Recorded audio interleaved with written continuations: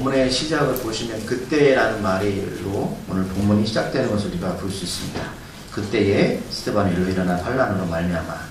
그때라는 단어보다는 헬라 언어에 보면 한편이라는 단어로 해석되어 있습니다. 그러니까 이게 제가 말씀드리지만 한자에서 한국어로 이렇게 번역을 하면서 이게 좀 오류가 많거든요. 이게 원래 그래서 의미 전달이 잘못될 때가 좀 있습니다. 그래서 그때가 아니라 한편입니다. 어떤 한편이냐? 앞에 있던 상황이죠. 베드로가 환상을 보고 고넬료 집에 가서 하나님의 말씀을 전하고 예수 그리스도를 선포했을 때에 성령이 역사하게 되었습니다. 그리고 온 가족들이 성령을 받게 되었죠. 그리고 방언과 하나님의 영광을 높이는 일이 일어났습니다. 그것을 가지고 예루살렘 교회 공동체에 가서 그를 말했더니 할례자들이 어떻게 해요? 비난했습니다. 어떻게 너는 하나님의 법에 어긋난 행동을 하느냐는 거예요. 그때 그 베드로가 그 일들을 자세히 설명해 줬죠. 할례자들, 지난주 제가 할례자들에서 자세하게 설명을 해드렸습니다. 그때에 한편 그러고 나서 오늘 이 본문이 시작되어지는 거예요. 그래서 하나님께서 생명 얻는 회개를 이방인들에 주셨다라는 것들이 할례자들 이야기도 있잖아요. 할례자들 우리가 누가 계속 언급하는 장면을 보면서 할례는 하나님이 아브라함에게 선택하셨던 피의 언약이거든요. 그런데 그것은 겉모습이 아니에요. 하나님은 우리한테 너희들 나한테 나올 때 나와의 언약은 어떤 겉모습을 치중하고 너희들의 선의 향이나 착한 행위로 되는 것이 아니야 라는 것을 말씀하시는 거예요. 피 흘리는 언약입니다. 십자가 예수 그리스도를 말씀하시는 거거든요. 끊임없이 우리가 교회 공동체에 나오는데 착한 모습, 겉모습, 어떤 행위적인 모습, 우월감에 빠져서 나는 먼저 믿었어. 또는 나는 말씀을 많이 지켜, 기도도 많이 해. 나는 봉사도 많이 해. 이런 우월감에 빠지는 거 하나님이 싫어하신다는 거예요. 우리가 할례자들이 되면 안 됩니다. 할례자들이 되는 순간에 어떻게 해요? 사람들을 정죄하고 사람들을 비난하고 내 잣대에 비춰서 사람들을 다 기준을 세우는 거예요. 그래서 나는 잘하고 있는데 넌 못해. 이런 식으로 한다는 것이죠. 나의 속일 것은 제대로 해결하지 못한 채 자꾸만 겉에 있는 모습에 치중을 한다는 거예요. 그래서 남들이 1시간 기도하면 2시간 기도하려고 노력하고 노력은 나쁜 건 아니지만 그런 거체적인 모습이 도리어 십자가 은혜를 어떻게 해요?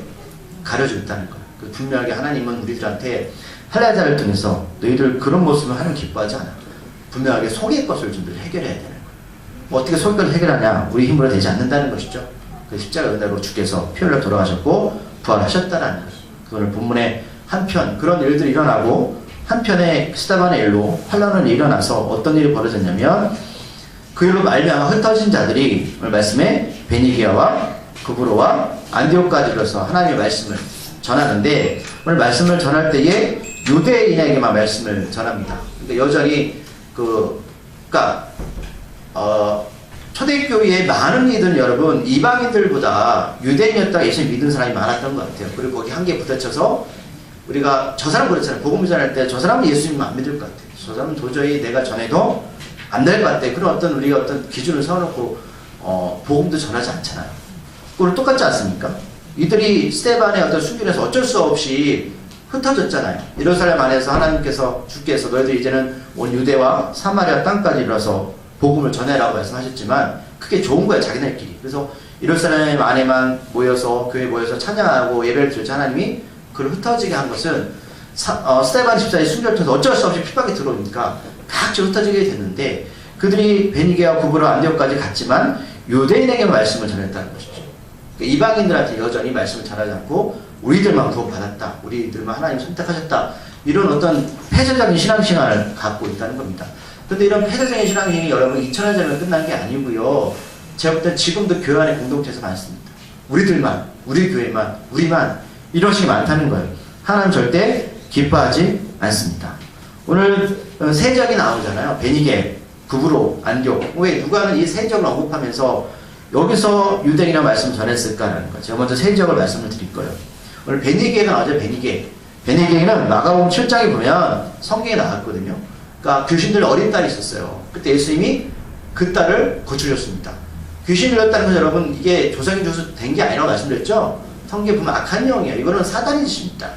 사람들이 무슨 어디 무당집에 가서 점집에 가서 조상이 잘못된 사람이 죽으면 우리는 하나님의 영적인 하나님 나라 가서 지옥이든 천국이든 아직 주님 오실 때까지 이렇게 거하게 돼 있거든요. 그런데 우리가 사람이 죽어서 조상이 죽어서 또 조상이 잘 돼야 된다. 그럼 그거 쓸데없는 얘기입니다. 다 악한 영들입니다. 만약에 예수님이 여기 더러운 귀신을 쫓아낼 때 이게 조상이라면 조상이 죽어서 된 귀신이라면 쫓아가겠습니까? 그렇지 않죠.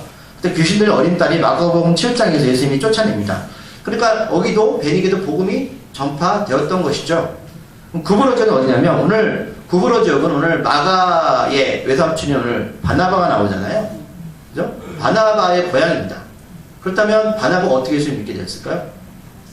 이미 복음이 구브로 지역에 들어간 것을 보게 됩니다.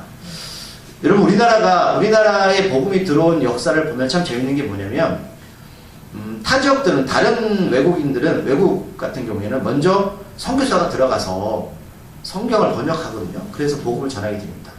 또 우리나라는 거꾸로 됐어요. 무슨 말씀이냐면 선교사가 들어오기 전에 미리 이미 성경이 번역이 됐습니다. 번역이 돼서 먼저 들어왔어요. 물론 성경 전체가 아니라 그러면 공간복음, 마가, 누가, 요한 같은 이런 공간복음 쪽복음들이 이미 복음이 성경책이 먼저 번역된 상태에서 사람들이 그걸 읽고 있었다는 거예요. 그러고 나서 선교사가 들어왔어요. 그러니까 어떻게 복음이 더 확산되어졌겠죠. 하나님 우리나라한테 굉장히 많은 은혜를 주신 거예요. 복음이라는 것은 사람을 통해서 이루어지는 게 아니라 말씀을 통해서 이루어지거든요. 오늘 보면 또 세 번째 저는 안디옥이잖아요. 오늘 안디옥 교회가 이제 중심이 되는데 이 세 번째 도시 안디옥은 어떤 도시냐면 인구가 한 50만 명 되는 도시였어요. 꽤 큰 도시였어요. 지금 우리 청주가 한 80만 명 되거든요. 50만 명이라는 정도의 고대 도시라면 굉장히 큰 도시인데 이 50만 명 중에 이 그리스도인들이 한 7분의 1 정도 믿었다고 합니다. 그러니까 7호 30호 3만 5천 명 정도가 예수님을 믿게 됐는데 이후에 이 안디옥에서 많은 사람들이 핍박을 받아 죽게 됩니다. 그러니까 특별하게 오늘 바나와 바를 통해서 복음이 전파되어지고 이 안디옥 교회가 성장을 하지만 그 후에는 많은 어려움을 겪게 되는 것이 안디옥 교회거든요. 그러니까 이런 새 교회의 특징이 있는 거예요. 이런 새 교회 지역이 이 지역에 사람들이 흩어져서 복음을 전할 때 유대인에게만 말씀을 전하게 되었다라는 겁니다. 20절에 보면 그 중에 구브로와 구련의 몇 사람이 안디옥에 이르게 되는 것 같습니다. 누군지 모르겠는데 오늘 이 누가는 구브로, 구란에라는 특별한 두 지역을 선택을 말씀하시는데 구브로는 제가 앞에서 말씀드렸어요. 귀신들 어린 딸을 붙였던 곳이고 그러면 구레는 뭐냐면 어떤 지역이냐면 이 지역도 성경에 나왔습니다. 예수님이 골고다 언덕을 올라가실 때 전날 금요일날 잡히셔서 굉장히 심한 고문을 당하셨습니다. 그래서 그 다음날 올라가실 때 6월절 명절이었잖아요. 올라갈 때에 너무 힘들어서 육신적인 고통을 겪으시니까 중간에 한번 쓰러지셨어요. 그러니까 옆에 있던 그냥 얼떨결에 어떤 한 사람이 이렇게 십자가를 지게 되거든요. 그러니까 십자가의 무게가 통상적으로 성경학자들이 말하는 무게는 150kg 정도 된다고 합니다. 여러분 150kg를 여러분 지시고 언덕을 한번 올라보세요. 전날 고문을 당하시고 한숨도 못 자고 올라가면서 보십시오. 이건 굉장히 힘든 일이거든요. 그 옆에 있던 사람이 누구냐면 구레네 시몬입니다. 구레는 지역이에요. 시몬은 사람 이름이거든요. 그러니까 구레는 이미 성경에 나와 있어요. 구레네는 지금 북아프리카에 위치한 지역인데 그러니까 이 두 지역에 살던 몇 사람이 큰 도시 안디옥에 와서 말씀을 전하게 되는데 그 성경 역사를 보면 구레네 시몬의 자녀가 나중에 어떻게 되냐면 그 지역을 이끄는 감독이 됩니다. 너무 놀라운 사실이죠. 그는 여러분 예수를 믿고 싶어서 믿은 게 아니에요. 어쩔 수 없이 십자가를 지게 됐는데 하나님은 그 가정을 축복해 주시는 것을 우리가 역사를 통해서 볼 수 있습니다. 오늘 말씀해 보니까 헬라인에게도 말하였다라는 말씀합니다. 근데 19절에는 유대인에게만 말씀을 전했잖아요. 근데 20절에 와서는 헬라인에게도 말씀을 전합니다. 그런데 오늘 성경 밑에 보시면 주석에 그 조그만 2번이라는 번호가 있는 거 있으세요? 성경에? 거기 뭐라고 해석되어 있어요? 어떤 사본에는 헬라파 유대인에게도 라는 해석이 있다는 거예요. 무슨 말씀이냐면 헬라파 유대인은 무슨 말씀이에요? 유대인이지만 외국에 살다 온 유대인이라는 거예요. 오늘 성경에는 뭐라고 하는 거예요? 헬라인, 이방인이잖아요. 이렇게 다를까? 이게 해석이 차이일 수는 있겠는데 전체 흐름에 보면 여기서 말하는 헬라파 유대인, 그러니까 유대인에다가 예수님 믿은 사람이 아니라 오늘 누가가 말하고 싶은 것은 여러분 이방인입니다. 굳이 여기를 해석을 할 때 이렇게 말할 필요는 없겠죠. 유대인, 헬라인 이렇게 표현해야 되는데 오늘 성경은 분명하게 그냥 헬라인이라고 해석하고 있다는 거예요. 그러니까 이것은 어떤 주관적인 입장일 수도 있지만 오늘 성경을 좀 깊게 들어가시면 이거 이방인들 아니냐라고 할 수도 있어요. 제가 이거 설명해드리지 않아도 되는데 굳이 해드린 이유는 여러분들의 성경을 보는 눈이 필요하다는 거죠. 오늘 누가는 분명하게 이 사람에 대해서 뭐라고요? 이 사람은 이방이다라는 것을 우리에게 말씀하고 있다는 겁니다. 자, 19절에서는 유대인에게 말씀을 전했고 20절에서는 안디옥에 와서는 헬라인에게도 이방인에게도 말씀을 전하는 것을 보게 됩니다. 그때 어떤 일이 벌어지냐면 주의 손이 그들과 함께 있어서 수많은 사람들이 말씀을 믿고 주께 돌아옵니다. 자, 예수님께 돌아오는 자들의 특징은 말씀을 믿게 되는 것이죠. 믿었다라는 겁니다. 믿음이라는 것을 헬라 언어를 보면 이것은 여러 가지 뜻이 있는데 신실하다 또는 신뢰하다는 뜻입니다. 이런 말씀을 신뢰하십니까? 믿는다는 것은 그저 믿습니다라는 감정적인 언어가 아니라 내가 하나님의 말씀을 신뢰하는 겁니다. 신뢰가 뭐예요? 약속이잖아요. 그죠? 여러분들이 하나님의 말씀을 받았을 때에 이것을 내가 하나님 이루어지겠다는 확신을 가지는 게 신뢰입니다. 그러니까 믿는다는 게 그 의미 있는데 사람들은 어떤 감정적인 거나 생각을 가지고 믿는다고 표현하거든요. 그게 아니에요. 정말 예수 그리스도를 신뢰하고 있는가라는 겁니다. 믿고 있는가. 예수님은 손이 없잖아요. 근데 어떻게 하나님의 손이 그들과 함께 있느냐라는 것은 누가 이것을 확고하게 증거하고 있는 겁니다. 예수님 보이세요? 우리가 예수님과 동행하라고 말하지만 예수님 보이지 않잖아요. 그럼 누가 예수님 보여서 이런 표현을 쓸까요? 그게 아니에요. 말씀이 내 안에 들어와서 확고하게 믿는 믿음이 있는 거예요. 그런 믿음이 있기 때문에 내가 주의 손이 그들과 함께 하심에라는 표현을 쓸 수 있는 겁니다. 이런 표현은 정말 내가 믿음이 무엇인가를 아는 분들만 쓸 수 있는 표현이거든요. 이런 일들이 예루살렘 교회가 곳곳마다 복음이 전해지고 듣는 이들이 많아진다는 소식을 이제는 예루살렘 교회가 듣게 되었고 22절에 보면 어떤 일이 벌어지죠? 바나바를 안디옥까지 보냅니다. 사도행전 8장에 보면 비슷한 일이 벌어졌죠. 집사 빌립이 사마리아에 말씀을 전했을 때에 사마리아에 많은 믿는 사람들이 있게 되었어요. 그 소식을 똑같이 예루살렘 교회가 듣게 되었고 그때는 누구를 보냈어요? 베드로와 요한을 보냅니다. 그럼 베드로, 요한과 바나바의 차이는 뭐예요? 바나바, 요한은 사도들이고 여러분 죄송합니다. 베드로와 요한은 사도고 주님의 제자고 주님 직접 배웠던 사람이고 같이 동행했던 사람입니다. 바나바는 예수를 본 적이 없어요. 평신도입니다. 여러분 지금 고품격 설교를 듣고 계신 거예요. 네? 좀 어렵지 않으세요? 여러분들 이런 설교를 죄송하지만 아무데나 못 들어요. 네? 잘 드셔야 돼요. 오늘 안디옥에는 일반 성도를 보낸다는 겁니다. 그렇다면 우리가 이렇게 봐야 돼요. 자, 그렇다면 예루살렘 교회가 왜 주님의 제자를 보내지 않고 바나바를 보냈을까요? 여러분 예루살렘 교회 공동체에 아직도 주님의 사도들이 살아있습니다. 이유가 뭘까요? 멀어서? 힘들어서? 이유가 뭡니까? 그만큼 신뢰하고 있다는 겁니다. 아무나 보내지 않아요. 바나바는 정말로 예루살렘 공동체에서 믿었던 사람이었습니다. 우리가 이 부분 앞에서 봤죠? 바나바 어떤 사람이었어요? 자기 재산을 팔아서 어려운 도왔던 이고 그의 누나가 마가의 엄마였던 여자였습니다. 이런 관계가 있죠. 원래 바나바의 이름 여러분 요셉이었습니다. 요셉 재밌어요. 요셉은 어떤 사람이었어요? 구약에서 야곱의 아들이었죠. 그를 통해서 여러분 애굽이라는 나라가 나왔고 하나님 구원 역사 이루어지는 겁니다. 예수님의 아버지 이름도 육종의 아버지 요셉이었습니다. 이런 맥락들 보셔야 돼요. 그런데 그 주변에서 바나바의 이름을 새로 주어지죠. 바나바는 요셉의 이름을 새로운 이름입니다. 바나바 어떤 뜻이냐면 위로자라는 표현이에요. 그러니까 이것은 자기가 지어준 이름이 아니에요. 여러분 교회 안에서 야 내가 위로자야 스스로 떠들어다니면 사람들 뭐라고 생각하겠어요? 웃죠. 이건 자기가 지은 이름이 아니에요. 교회 공동체 안에서 요셉 대신에 새로운 이름 위로자 바나바라는 이름을 져준 거예요. 얼마나 교회 공동체 안에서 이 사람을 믿고 신뢰하였는가라는 겁니다. 성경을 보면 여러분 이런 일들이 종종 있습니다. 원래 이름이었다가 하나님이 새롭게 이름을 지어주었던 일들이죠. 여러분 잘 아시는 아브라함입니다. 원래 아브라함이 아니었어요. 아브라함입니다. 아브라함. 그는 할례의 첫 시작이었죠. 하나님께서 그의 이름을 아브라함이라고 주셨어요. 아브라함 어떤 뜻입니까? 열국의 아버지. 모두 믿음의 아버지가 될 것이야 라고 이름을 줘줬다는 거예요. 그리고 야곱도 속인해도 했어요. 근데 그 이름을 하나님께서 이스라엘, 하나님의 인도함을 받는 자라는 거예요. 그러면 오늘 구약의 인물들이나 오늘 이 바나바를 통해서 하나님 우리에게 말씀하시는 것이 무엇일까라는 거.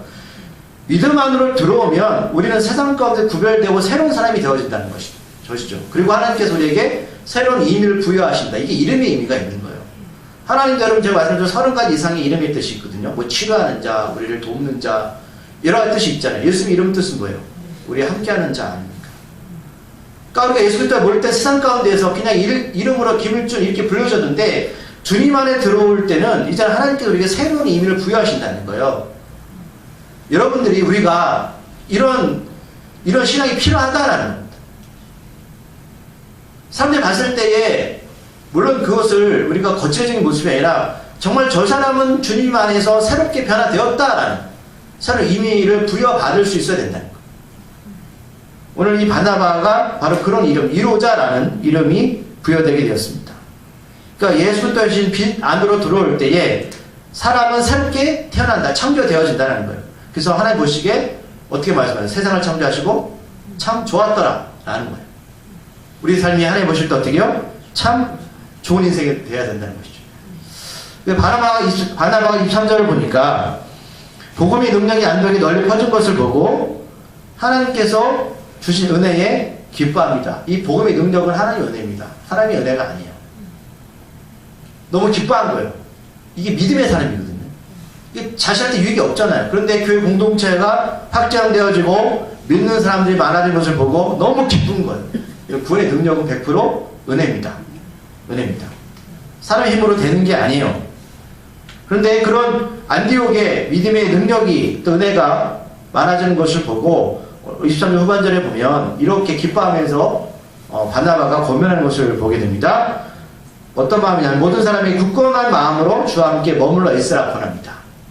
이게 무슨 뜻이냐? 이게 좀 또 헬라 원어 해석은 달라요. 이게 더 구체적인데 헬라 해석은 이렇게 표현되어 있습니다. 다른 사람들이 보기에 흔들리지 않는 마음을 가져라는 거예요.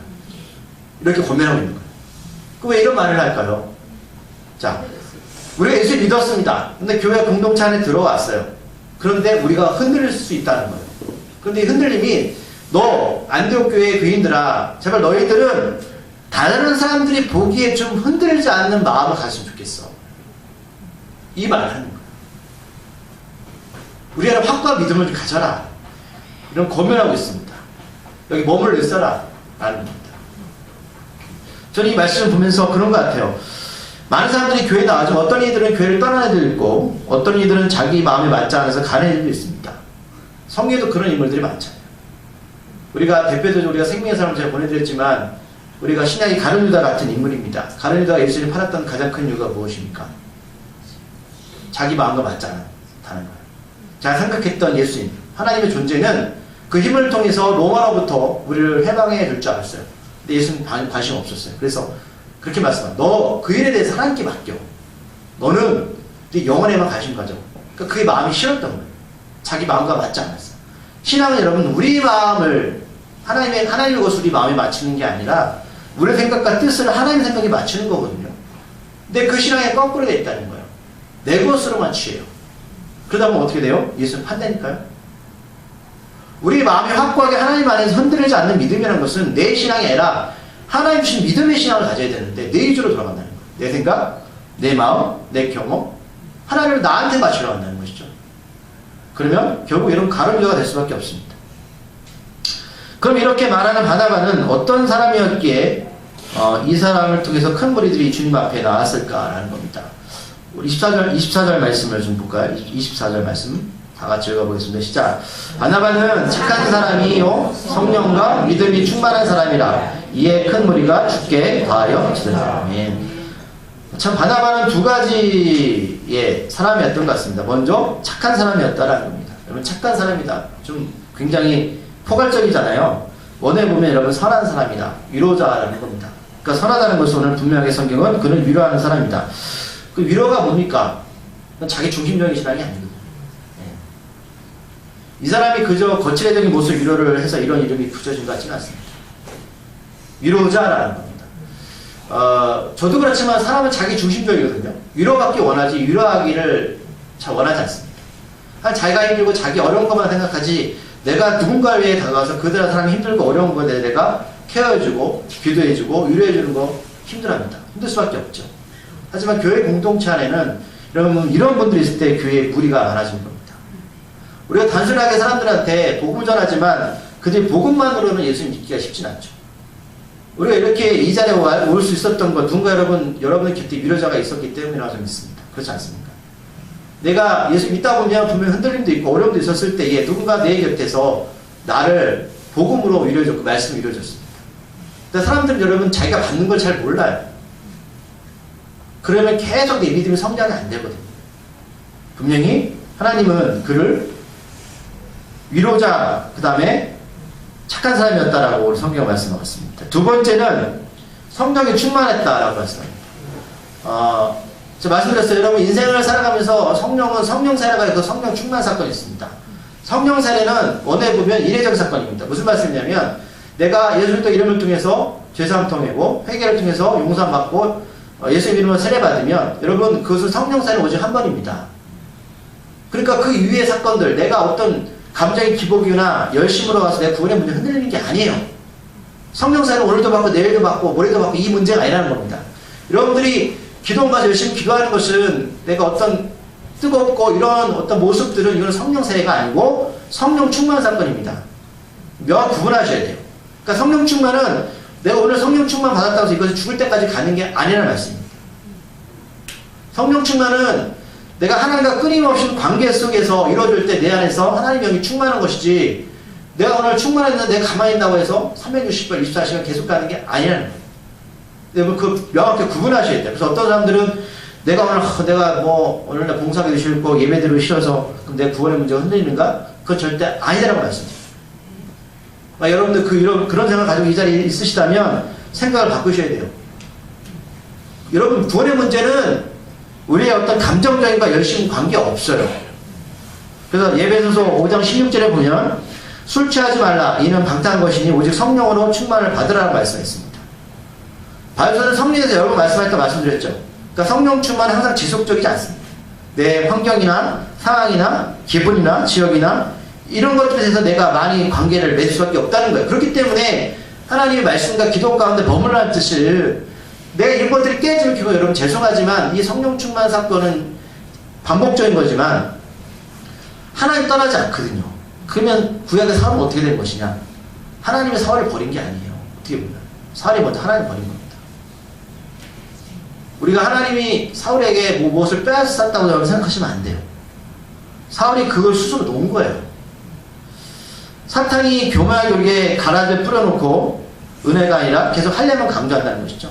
거칠어적인 모습만 강조합니다. 그럼 바나바라고 해서 계속 360을 24시간 이렇게 믿음이 충만했을까요? 저 그렇게 보지 않습니다. 그렇게 여기 보면 우리도 내가 열심히 하지 못해서 구원받지 못했나 라고 생각하신다면 여러분 그 생각을 바꾸시고 기도나 말씀을 통해 다시 들어가셔야 돼요. 그런데 그러면 목사님 내가 성령 충만 계속 안 해도 되나요?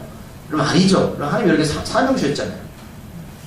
근데 언제까지 내가 그런 감정이나 어떤 환경이나 이런 것들 때문에 여러분 거기에 자꾸만 여러분들 신앙을 흔들게 만들어 놓겠습니까?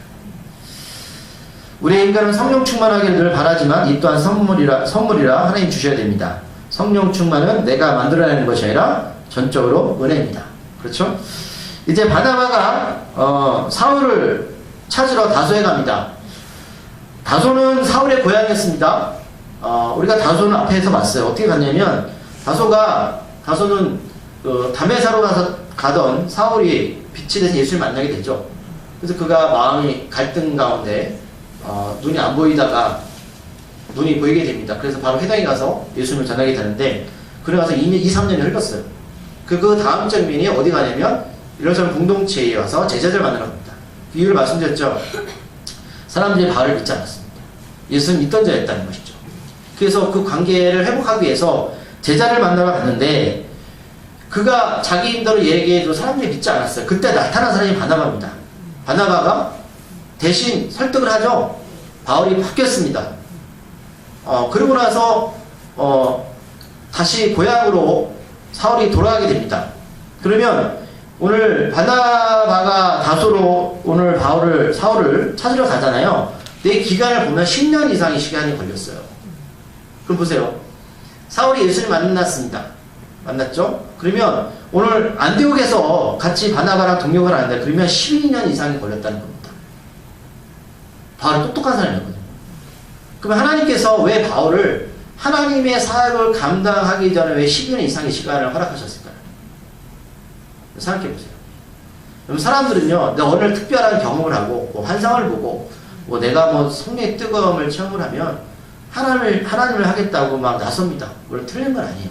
근데 여러분, 오늘 하나님도 우리에게 분명히 말씀하시는 거예요. 여러분, 하나님 일은 그렇게 하는 거 아닙니다. 무슨 말씀이냐면, 충분한 여러분 시간을 가지셔야 돼요. 기도의 시간, 말씀의 시간. 똑똑한 오늘 사월도 10년 이상 걸렸어요. 10년의 짧은 세월이 아니잖아요. 그 시간 동안 여러분 사월은 무엇을 했을까요? 생각해보세요. 자기 자신을 다듬는 시간을 가진 거예요. 이런 시간들이 우리한테 필요하다는 것이죠. 근데 우리는 무작정 하나님 일을 뛰어든다는 것이죠. 그럼 어떻게 될까요? 흔들려요. 그죠? 흔들리게 됩니다. 이렇게 바울은 바나바의 도움으로 2년 이상 걸려서 26절에 보면 안디옥 교회에서 1년간 무리들을 가르치게 됩니다. 그 무엇을 가르쳤을까? 지금까지 오늘 바울이 12년 이상 동안 배웠던 것들. 여러분 이런 일들은 구약에도 일어났습니다. 모세도 그렇죠. 모세는 여러분 광야에서 하나님의 사명을 감당해서 80년의 시간을 보냈습니다. 40년 왕자, 40년의 양치기. 그럼 아브라함은요? 아브라함은 이삭을 바칠 때까지 몇 년이 걸렸습니까? 75세 때 하란을 떠났습니다. 25년 이상 걸렸습니다. 야곱은요? 야곱은 자기 이름 이스라엘을 바뀌기까지 그도 20년 가까이 시간이 걸렸어요. 하나님 여러분 한 사람을 만드는데 이런 긴 시간이 필요합니다. 그런데 내가 오늘 어떤 특별한 체험할 때 가지고 하나님을 한다고요? 그럼 저도 늘 하나님의 말씀 보는 사람이긴 하지만 저 잘 안 변하는 것 같아요. 그런데 그래도 불구하고 하나님 관계가 지속되지 않으면 얼마나 시간이 필요할까요? 그걸 읽으셔야 돼요. 사도 바울은 하나님과 더 긴밀하게 가까이서 12년의 시간을 투자했습니다. 그럼 나는 하나님과 관계를 지금 얼마만큼 하고 있는가라는 거예요. 그게 안 된 상태에서는 더 많은 시간이 필요하실 거예요. 그게 사람이 그래서 안 변하는 거예요. 성경 역사가 일어나지 않는 겁니다. 자, 오늘 안디옥 교회에서는 특별한 일이 벌어졌죠. 하나님의 말씀을 전했고 예수님 누구신가? 어떤 일을 하셨는가? 우리들은 구원받은 백성으로서 삶을 어떻게 살아야 되는가? 이런 말씀을 전했겠죠. 둘이서. 그렇게 우리들이 말하는 그리스도라는 말을 오늘 처음 듣게 된 교회가 바로 이 안디옥 교회입니다. 그리스도인. 이게 어떤 뜻이냐면 단순합니다. 자, 예수님을 이들은 몰라요. 본 적도 없습니다. 그럼 이들이 이거는 밖에서 이 안디옥 교회 이름을 붙여준 이름이거든요. 그럼 이 사람들이 안디옥 교회 공동체를 보고 어떻게 그리스도인인지 알아요? 맞죠? 예수님이 행했던 일들을 이들을 행했기 때문에 그렇게 부르는 겁니다. 그리스도인이라는 뜻이 뭐냐면 예수님이 행하셨던 그 길을 따라가는 사람들이 그리스도 사람 이런 뜻이에요. 그러니까 여러분 절에 다니는 사람들은 뭐라 불자라고 부르나요? 불자가 뭐예요? 부처님 따라가는 사람 아닙니까? 그럼 그리스도인이라는 뜻은 예수님이 3년 동안 이 땅에서 행하셨던 말씀들 또 어떤 우리에게 원하셨던 일들 방향성, 목적성 이것을 가지고 따라가는 거예요. 그러니까 밖에서 봤더니 그리스도인들이 그러니까 안디옥 교회 사람들 보니까 예수를 따라가는 사람들이네? 너희도 그리스도의 사람이구나 라고 이렇게 이름을 지어주는 거예요. 그러니까 이 전에는 사람들이 헷갈렸어요. 유대인인지 그리스도인인지 몰랐단 말입니다. 그렇잖아요. 예수를 따른다는 이들은 도대체 유대인이야? 아니면 뭐 예수를 따르는 사람이야? 하다가 이제 안디옥 공동체를 보니까 확실하게 구분이 가해지는 거예요. 이 사람들은 유대인들이 아니라 예수님을 따르는 사람들이구나 라는 것들이 확신이 들게 되는 거예요. 그럼 어떤 생각이 들으세요? 왜 세상 밖에 있는 사람들이 왜 교회 다니는 사람들을 욕할까요? 이유가 뭐예요? 우리가 예배를 안 드려서요? 우리가 열심히 안 해서요? 이유는 다 한 가지입니다. 예수님이 행하셨던 우리에게 말씀하셨던 그 길을 따르지 않고 있기 때문입니다. 그렇지 않을까요? 오늘 안디옥은 바로 처음으로 그리스도인이라는 이름을 들었던 교회입니다. 저는 이 이름이 우리 교회에도 적용됐으면 좋겠습니다. 말씀을 이제 정리할 거예요. 그렇다면 그리스도인이라면 어떤 길을 가야 하고 어떤 생각을 품어야 하고 어떻게 살아야 할까 라는 것은 오늘 1년 동안 오늘 바나바와 바울이 이들을 가르친 이유를 보면서 알 수가 있습니다. 우리가 성경 공부하는 이유, 우리가 기도하는 이유 다 전 여기에 있다고 믿습니다. 그렇죠? 네. 너희는 정말 그리스도인들이야. 예수 믿는 사람들이야. 이런 말을 들어야 되죠. 그런데 저들을 보니까 도대체 뭐 하는지 모르겠다는 거. 열심히 예배드리고 열심히 뭔가 하는데 예수님이 없다는 것이죠. 오늘 제가 말씀드린 건 그리스도인들이 하는 일은 착한 일, 선한 일 이거 하라고 말씀드리는 게 아니라 우리 출발점은 바로 온전한 회개를 통해서 죄사함 받아서 예수 이름으로 침례를 통한 성령을 선물로 받은 자들은 당연하게 자연스럽게 예수님이 가셨던 그 길을 따라가게 됩니다. 나는 이제 십자가에서 죽었습니다. 이제 내가 사는 것은 내 안에 예수님께서 사시는 것입니다. 그게 바로 그리스도인들이 그 길을 가는 것입니다. 오늘 우리가 이 부분에서 분명히 좀 우리 같이 좀 마음의 확정을 가졌으면 좋겠습니다. 예. 교회 다니는 사람이 아니에요. 우리는 그리스도인들입니다. 그렇죠? 예. 우리가 자꾸만 어떤 교회의 얽매이게 되잖아요. 좀 전에 예수님의 능력이 나타나기를 소망합니다. 아멘. 하나님, 우리의 삶을 주님께 드립니다. 우리가 믿음 안에서 함께하기를 소망합니다. 우리가 이제는 어떤 삶을 살 것인가 분명하게 우리의 삶의 목표와 목적이 나타나기를 소망합니다. 우리 안에 그 믿음과 은혜를 허락하여 주시옵소서. 예수님 이름으로 기도드립니다.